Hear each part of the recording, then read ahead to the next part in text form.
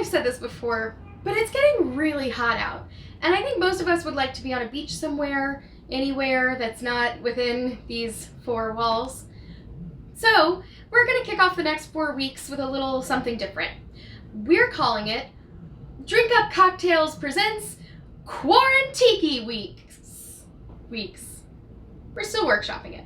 But basically we're gonna do tiki drinks for the next 4 weeks. So get a bottle of rum, get some tropical juices flowing, and come and make a couple drinks with us.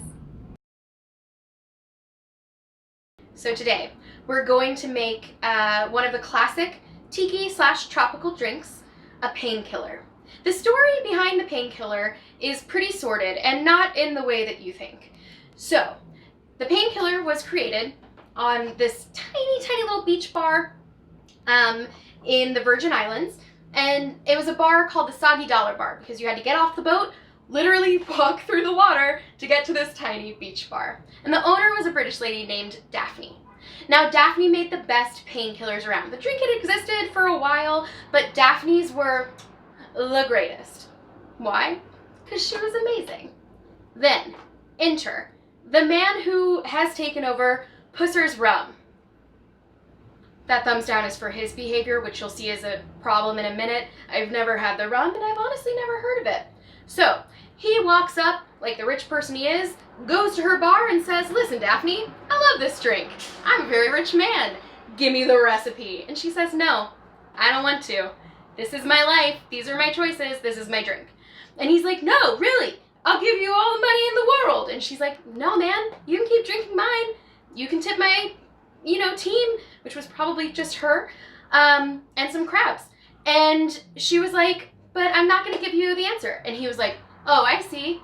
I get it." So what did he do? Did he back off like a respectful gentleman?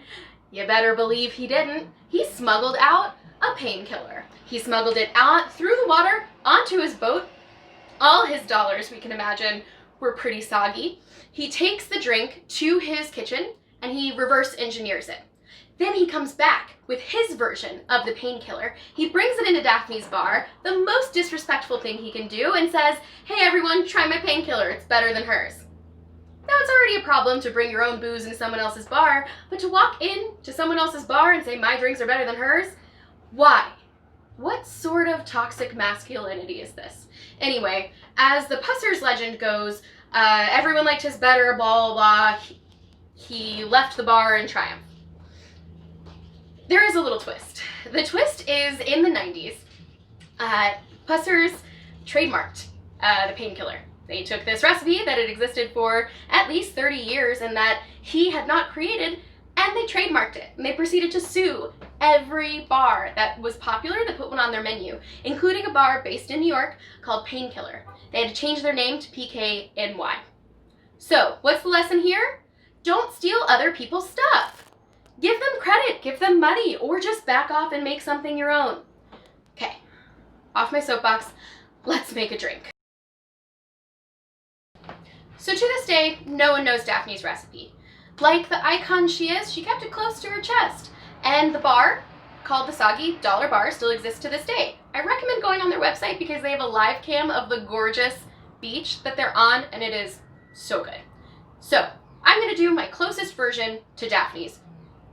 May she keep making drinks wherever she may be. So, you're gonna need a shaker. You're gonna need some Coco Lopez or other cream of coconut. Some rum, of course. Gold rum is traditional. Honestly, use whatever rum you want. Some orange juice and some pineapple. A little nutmeg is great to put on the top of the end, and I'm gonna put a little lime just because I like things a little more acidic. So this is what you're gonna do. You're gonna take your favorite vacation shot glass, and you're going to do half a shot or half an ounce of cream of coconut. I recommend doing it first because it's pretty viscous, and that way everything else you pour in the shot glass will sort of clear it out. Also important to note, cream of coconut is shelf stable until you open it when you have to put it in the fridge. If you're making a cocktail with it though, it's gonna solidify, so you just wanna let it sit out for a little bit, get nice and warm. Now you're gonna do 1 ounce of orange juice. This one has pulp. but we work with what we're given. And now you're gonna do 1.5 ounces of whatever pineapple juice you can find. This one, just a regular Goya. If you wanna juice your own pineapple, because you got some free time, more power to you.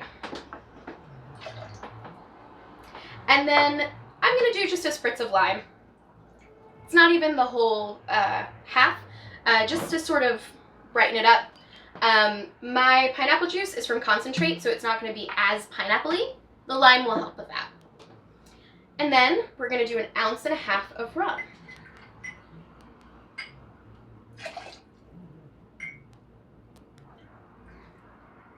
So now that this is all in there, we want to put the lid on and do a dry shake. The reason you don't want to add any ice is because the fat content of the cream of coconut is pretty high. So again, just like if you put it in the fridge, it's going to solidify, and it's just going to be a pain and be like this weird consistency in your mouth, and like, you don't want that.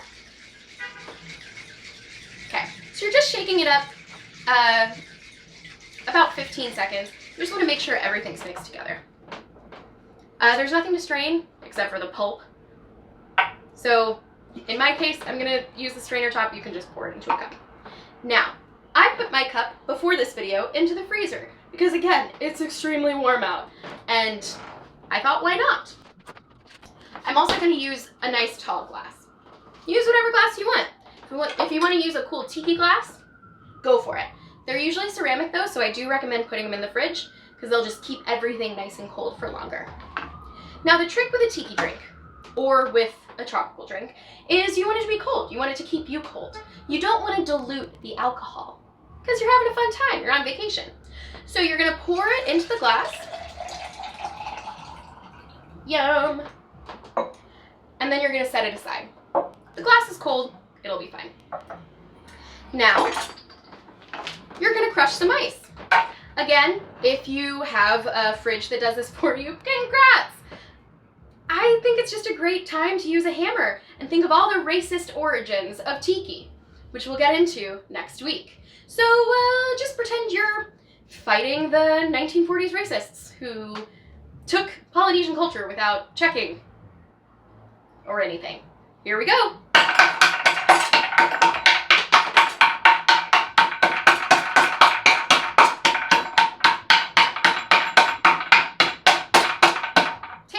Trader Vic. Just kidding. I don't know him. And he's very dead, I think. So, now you have your crushed ice, you have your drink in the nice cold cup, and you're going to top it with the crushed ice. This is when if you use a bigger glass, it's a lot easier. But, you know, if you get a little ice splash, honestly, so much the better. Just like jumping in the nice cold island. So if you want to just keep piling it on there, almost like a snow cone, you can. If you have fresh pineapple, use that to garnish. Real quick, I'm just gonna do some nutmeg on top. If you have fresh nutmeg and you wanna, you know, do fresh ground, that's awesome. I don't. I'm gonna just cut a sliver of lime, put it on the top, stick it in there, take a fun straw with, you know, this guy whose butt says Dave. Dave is going to be my companion on this cocktail journey. If you have any cocktail umbrellas, great time to use them. A cherry on top would be delightful. And you, my friends, have made a painkiller. Cheers to you, cheers to Daphne, suck it, Pusser's Rum. Please don't sue me. I have no money. Drink up. Oh my god, that's so good. Daphne, you're brilliant. If you liked what you saw today, or it just makes you extremely angry, please like and subscribe right there. Right there. Right there. Thanks.